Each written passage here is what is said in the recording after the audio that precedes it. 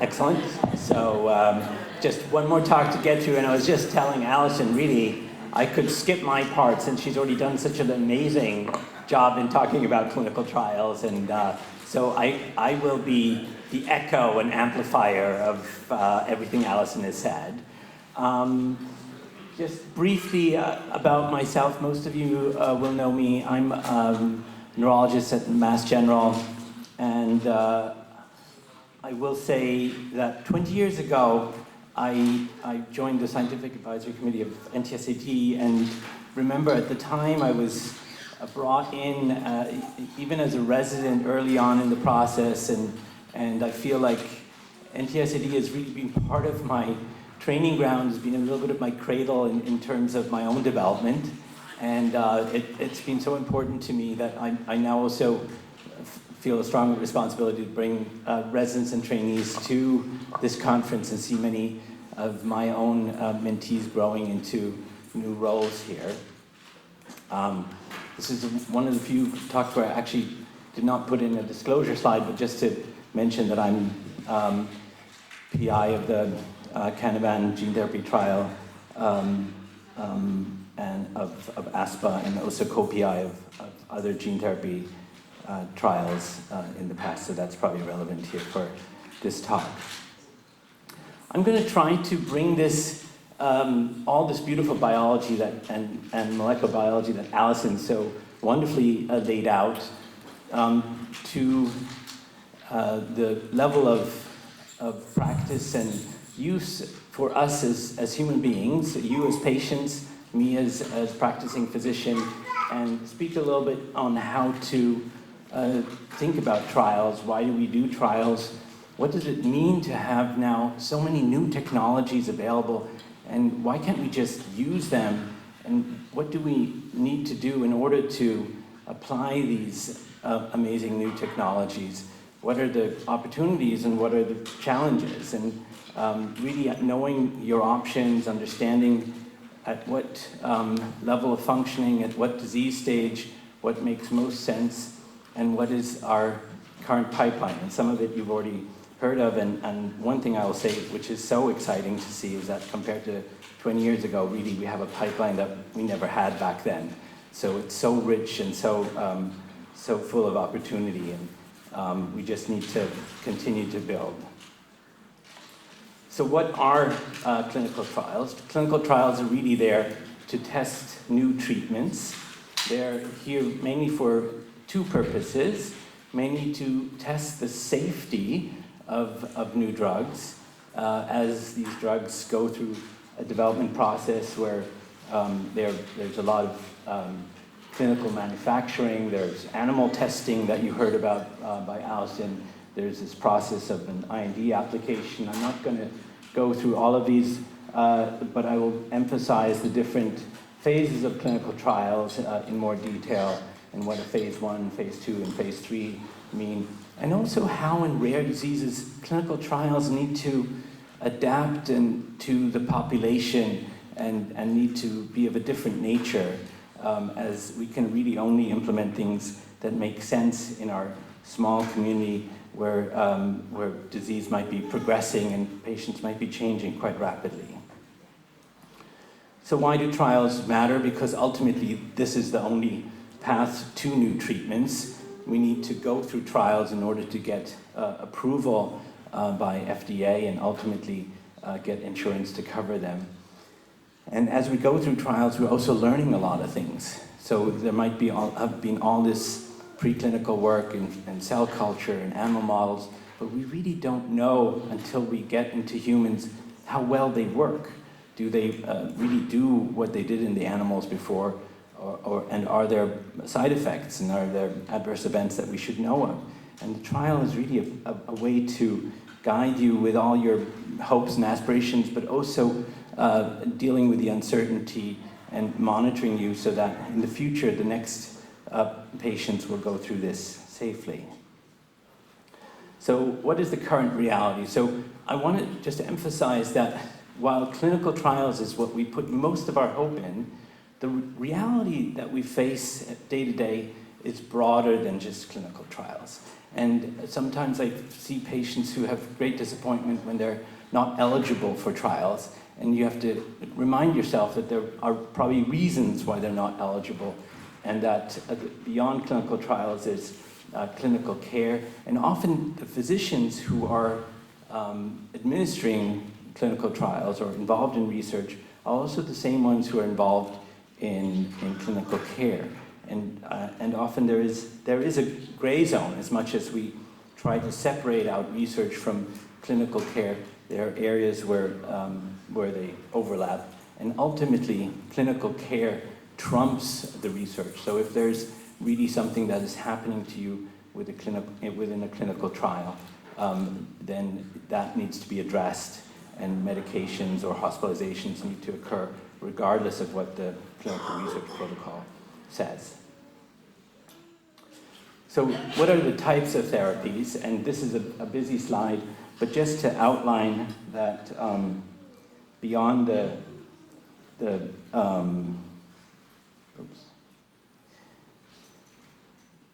beyond what you heard about the DNA therapies and all the exciting gene therapy that I will also touch upon, there are a whole host of different therapeutics that work on the RNA level and antisense oligonucleotides that we are increasingly implementing in various different disorders. You heard about enzyme replacement, you heard briefly about substrate reduction. I will mention a little bit more about small molecule therapies that we don't want to forget about as well. We have also currently no cell transplantation trials in our pipeline, but there might be more to come here. And I think another aspect that will probably grow over time is immune modulation and understanding the role of inflammation. But just to again come back to gene therapy that Alison outlined so beautifully before, and try to summarize what this means for a clinical trial setting. And as you heard in terms of gene therapy, you're replacing a missing gene, and by doing that, you're helping the DNA now transcribe RNA and make a proper protein. What I think I want to emphasize for a clinical trial sake is that how you administer that and into what compartment, meaning what organ is it delivered to and what cell type it gets to, is critical, because that will influence your function day to day.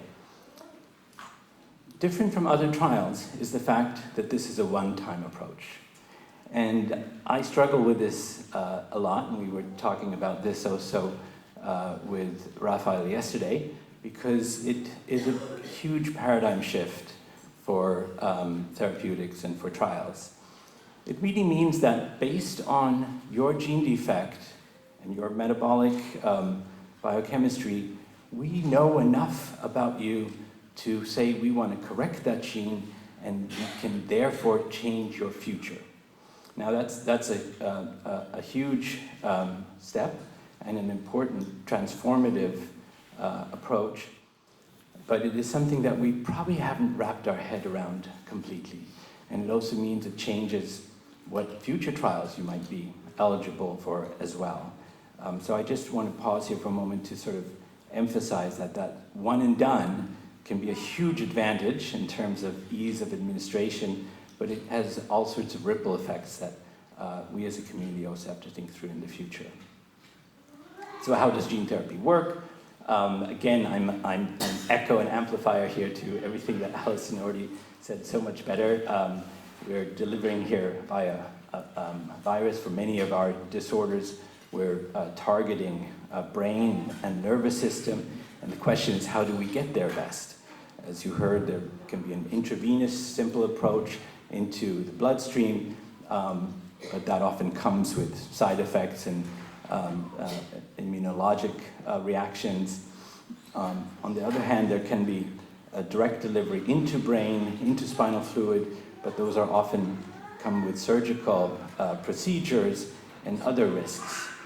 Either way, we expect here that that gene is then functional, then producing enzyme or protein. So what are the phases of clinical trials? We distinguish phase 1, phase 2, phase 3, phase 4. Phase 1 is mostly for safety testing in a small group. Phase 2 is efficacy and side effect assessments, and then confirmation in a larger population, and then ultimately past approval, then long-term safety monitoring also occurs. I want to emphasize that in gene therapy trials, often we wrap together phase 1, 2, and 3 as we are really doing all of this at once. But this becomes important in terms of understanding what we're doing and monitoring while you're in trial. So who is eligible for a trial and how do we think about participation? It's really critical for us to understand your own medical history, to confirm your genetic diagnosis. Do we really know that this variant is disease-causing? Do we have evidence that the biochemistry is also abnormal? What is your health status overall? Are there other important factors in terms of your medical history that might put you at higher risk? And are you available? Can you travel? How long do you have to be at the site? All of these things are important. Not least of all is, what is your social support system like? Do you have family? Do you have friends? Do you have people who can take care of the child and who will take care of you as a caregiver? That's often something we forget, that there's often a burnout of caregivers during this whole process. Why do some patients not qualify?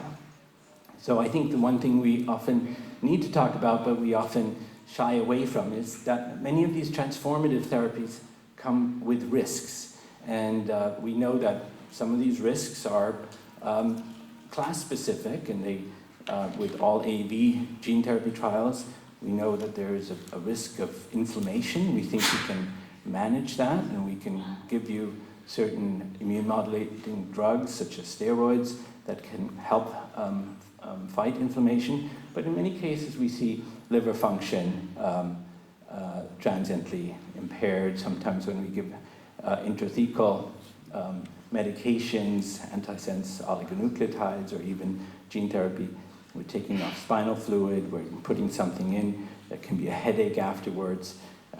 And then there are certain disease stages that might be too advanced for something to be safely administered. Maybe you're having seizures that are not well controlled. Maybe you're unable to walk, and maybe that is putting you at higher risk for infections because your bladder is not turning over and you're not urinating regularly.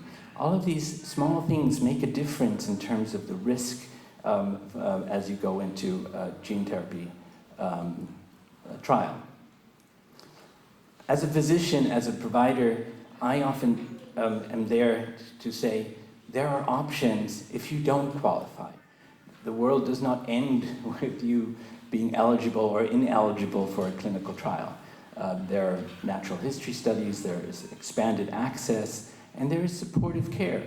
And I often go through this with my residents as well when I do little case study presentations, and I try to quiz them on what would be the next step to undertake, and that it's not always about getting into that gene therapy trial. Maybe you have to treat the aspiration pneumonia, maybe you have to get a G-tube, maybe you have to be control the seizures better before you are able to consider next steps. So symptomatic therapy still is a very important column in the development of treatments for patients. So I tried to summarize a little bit the therapy development pipeline for our community and emphasize that this is really something that we've not seen before. There are more therapies in the development pipeline than ever before. What is a drug pipeline? It is really everything that is in development before approval has occurred. All the biopharmaceutical products before they've really achieved approval. And we can see that across all of our indications, whether it's Canavan disease, whether it's GM1 or GM2, we have various different modalities that are at different stages in development. So I'm going to briefly take you through some of these pipelines. You already heard briefly about gene therapy for Canavan disease, and I think maybe the only difference here is I'm trying to give this a little bit of a human face. and show you pictures really that are reflecting that this is entering human clinical trials, affecting human lives, which is probably the most exciting thing that we all wish for from biology and therapeutic development.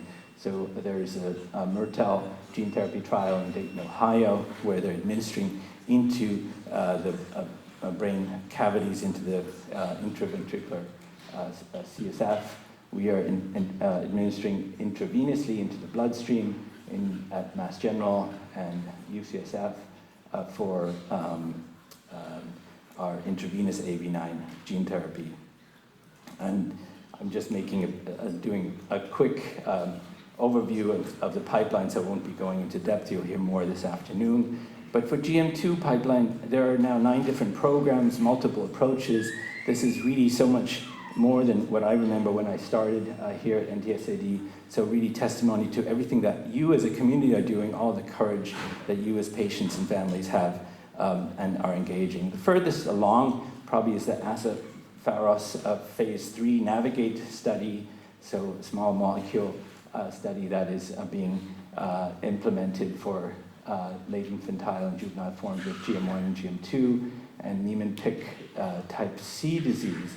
So interesting to sort of see now some therapeutic approaches that are coming down the pipeline that are for multiple different diseases. And I think that's another important paradigm shift, that we're seeing these basket trials where you can see that pathways across different diseases are impacted. And how can we allow that and open up the field, recognizing that often the big barrier for companies and venture capital is the numbers of patients that are treated, and this really helps overcome that. At the same time, there are setbacks, and there are real-world examples of setbacks, and I always remind my friends, colleagues, and partners in the trial landscape that all of these setbacks are transient, and we have to just keep moving forward. But IntraBio had a setback with FDA requiring more data, and I know NTSAD was very involved and a big, important advocate in the whole process to convince FDA to move forward and not require placebo-controlled trials. And we'll touch upon that briefly. Trials are subject to financial forces. All of us know how we tried to push forward with the UMass gene therapy trial, even in the face of the sponsor dropping out and losing venture capital support. And here Terry Flott and the UMass team are really exemplary in being partners with NTSAD to move forward and develop the next generation of gene therapy that we're about to embark on. So in GM2, we see multiple programs across Queen's University, Kingston, Ontario, in Canada, with Jagdeep Walia, UMass Worcester has really carried everything from mouse to sheep to a human forward, and we've done our small part in being the neurologists and clinical partners in this whole effort. Just to emphasize again, what are the differences between some of these gene therapy trials? In the UMass gene therapy trial, we administered into spinal fluid, but also directly into the brain, into the deep structures of the brain, the thalamus, whereas in Kingston, Ontario, there was a simple lumbar intrathecal approach. The big question is always, how do we enable broad distribution? How do we enable this virus to spread to all the vital parts? In the next trial, we will be administering into the ventricular system of the brain directly. What is other GM2 work going on? Enzyme replacement and Polarix here, another trial ongoing to decrease lipids. And this lipid lowering strategy is, again, not for GM2 or Sandhoff disease alone, but for multiple other diseases, including Krabbe disease and CLN1 and CLN2. It is a basket trial again. I'm just pointing out that this basket trial is, I think, a new, important opportunity for the community of a rare disease to embrace and foster. What's in the GM1 pipeline, just to emphasize all the wonderful work that Cynthia Tiftas and her team has conducted, and you heard about the wonderful AAV9 gene therapy trial this is an intravenous administration. And the fact that the earlier the administration occurred, seemingly the better the outcome, is really what is also incentivizing going into the prenatal therapy space. So just a few minutes on why natural history matters. I think often we say we want to get to the trial, but are we actually getting also natural history studies going, and why are we doing that? Well, it turns out that disease varies much more than we think. I just put up here a brief graph of my first study I did many years ago with Annette Blei on the natural history of infantile GM2. And what I want to show you is that across literature, the NTSAD database and surveys, from decade to decade, even without treatment, the survival improved. And it's something that we don't recognize and don't actually talk about much. And why is that? It's because medicine overall has gotten better, right? We know how to manage these, we know how to treat better, we have better antibiotics, we have G-tubes. So understanding that that is changing always requires us to revisit natural history. We need to define endpoints, improve trials, and all of your patient participation is key to natural history. FDA's focus, as you heard so nicely from Raphael, is to function better, feel better, live longer. But for all of this, the most important thing is to have the patient perspective. And here, NTSAD has done an amazing job in bringing about a patient-focused drug development meeting, and the voice of the patient coming through, and really educating the FDA about what is important. Because FDA is not just some black hole that knows it all. It is rather a place that things need to be cultivated, grown, and people educated about. So what are endpoints? Most often endpoints are things like motor skills, seizures, feeding survival. All of those things, however, can vary by phenotype. So in the infantile patients, these might be different, and in this beautiful report that NTSAD put together, it was emphasized how many caregivers are concerned about swallowing difficulties, seizures, or motor skills. These are really meaningful to patients and families, as are the milestones that are not attained or lost, such as the ability to talk and walk, or ability to crawl and eat. And it's, again, it varies by phenotype. In the late onset patients, walking, living independently, self-care, going to public places, these are all vital activities of daily living that are being lost over time, and key to the development of endpoints that in trials become the goal to improve upon. Why do endpoints take time? Endpoints take time because we need to validate them. We need to be sure that we understand how to measure them. They must be meaningful. The regulatory approval is needed. And here, a big shout out to a lot of the people, and you'll be hearing later from Elise Townsend and others about the infant neurodevelopmental function rating scale. I know there's a lot of activity also happening in the late onset GM2 space. All important in order for us to be able to conduct trials is to have these endpoints be robust and solid.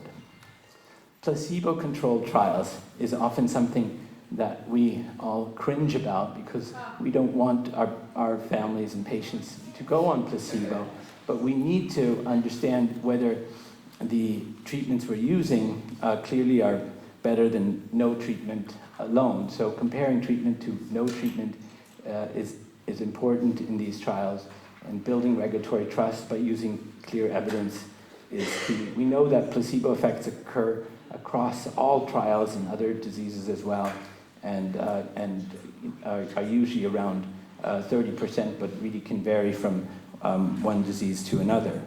There are huge challenges of placebo, and there's often a question of whether using a placebo in a progressive disease is ethical. I think often of my own mentor, shown on the right, who became famous with the movie Lorenzo's Oil, and he had tried to bring forward a lipid-lowering drug at the time that was safe, but it was unclear how efficacious it was.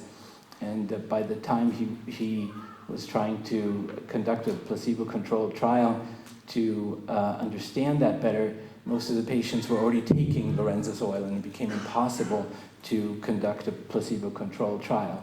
So there are huge challenges around this, and there's a lot of emotional burden if you are on a placebo to move forward and maintain your child in a trial. So how do we get around this? And the way we do this nowadays is we use trials to adapt. So for instance, crossover trials, where we randomize patients to one intervention versus another. So intervention might be the placebo, and you're then 6 weeks or a year on that first arm, and then you have a washout period, and then you switch, and whoever was on intervention A now goes on intervention B, and whoever was on intervention B goes on intervention A, and now you can compare over time, are you doing better on the drug than on the placebo? This is just one way of doing it. There are also natural history studies that are conducted in parallel and that allow us then to compare directly to the trial that might be open label. Another option is that, and this happens with most of the trials, is that patients then get access to the drug after they've been on placebo. And so once the trial ends, all patients go onto the study drug. So what does this mean? And so I want to just summarize that progress is real. We are really making a difference nowadays in patients' lives. We see here, top left, the first patient who was commercially treated with ex vivo gene therapy for adrenoleukodystrophy, who's posing as a little Superman here. Of course, we have some other famous patients who are also in the audience here, who've gone through trials, who are really attaining milestones and showing function that we never thought was possible before. But it is still early, and we know there are side effects to some of the most transformative treatments we're undertaking. We learned that in our Tay-Sachs and Sandhoff gene therapy trial. The juvenile patients suffered more movement disorders and saw more dystonia, and that is concerning to us. And so we are constantly returning back to basics and learning and optimizing as we're going along. So I hope this also tells you why it takes time. It takes years of trials to get to an approval, and you really need strict evidence. And I'm just giving you this timeline of genetic therapy for cerebral ALD. When I started this 20 years ago, I didn't realize how long it would actually take all of us to get to a gene therapy approval, but we finally got gene therapy approval for Skysona in 2022. But it required first groundbreaking work in Europe with Patrick O'Bourg, and then us conducting with Boston Children's a trial and going through many ups and downs and interactions with EMA and FDA, and also recognizing that hematologic malignancies were occurring. And so these were setbacks that always needed us to return back to the drawing board. And right now, we are examining exactly the things that Alison mentioned before, which is what is the nature of promoters, what is the nature of the vector construct, can we do better moving forward? So just in closing, FDA is really the organ that is conducting oversight and long-term monitoring. They are there really to make sure that implementation of these experimental therapeutics is safe, but they are becoming much more flexible also over time. They're not as rigid as they used to be. They're asking themselves, what can we do? Can something be done to expedite experimental treatments, knowing well that all of you are waiting, all of you are saying, you know, really there's urgent need, and why isn't this coming faster? And I was at an FDA meeting 2 weeks ago, and they are really now saying, not only can something be done to move faster, but are we doing everything that can be done to move faster? And so that is, I think, a key question. And ultimately, how do we weigh risk and benefit as we are approaching potential gains and often dealing with unknown risks? So I hope I haven't gone too long, but just to emphasize that the practicalities of trials are important. Many of our patients are traveling from all over the world to participate in trials. Often their lives are uprooted in their home countries in order to come to the US. Often when there's an approved drug, the international patients cannot get access to that drug anymore. So huge ethical issues there. There are emotional impacts of going through a trial. All of that requires caregiver support moving forward. Where do you find out about trials? You go to clinicaltrials.gov, as you heard from Raphael. Advocacy groups such as the NTSAD make a huge difference, and I hope we as doctors and providers are doing our part. So in closing, just to say that hope and realism need to come together as we are approaching these new transformative therapies that often bring a lot of uncertainty. And in my world, in my approach, the way to solve this is by coming together as a community, by learning from each other, by sharing information. We all can understand that you are not alone, we're not alone in making a difference for patients. So thank you.